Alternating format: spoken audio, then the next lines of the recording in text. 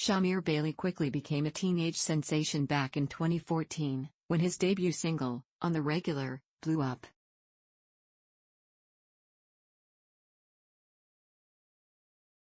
But instead of riding that wave of success to the top as a pop star, Shamir retreated from the public eye just as fast, because the media focused more on his identity as a publicly out, non-binary artist than his music. It was rare that I would interview and anyone would want to talk about my music, like, at all. It was just about my identity, my sexuality, whatever. And like, 19. 7 years and many recordings later, Hess set to release a new album, Heterosexuality. The new music arrives to a culture more accepting of gender expression outside of the traditional binary, and in it Shamir tackles some of the trauma that resulted from that initial spark of attention. My trauma lies in just like the world, like basically being mad at that, Shamir says to A. Marty.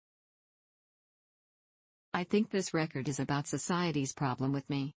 A Martinez, Morning Edition, I want to go back to your first big break.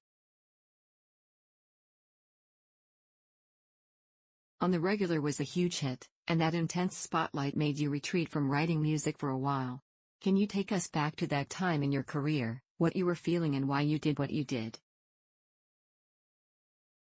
Bailey, well, I wrote that song in like 15 minutes as a joke and it just took on a life of its own. I didn't think anyone would like it. Then, it became what it became and then it took over my life and everything else. It was really, really hard for me because after that song and after that whole album, Ratchet, I did not feel in control of my art. I felt like the teat of a cow. I felt like it'd been wrung out for my sweet nectar and the people in charge will do what they want with it. I think that stress made me basically stop producing the milk.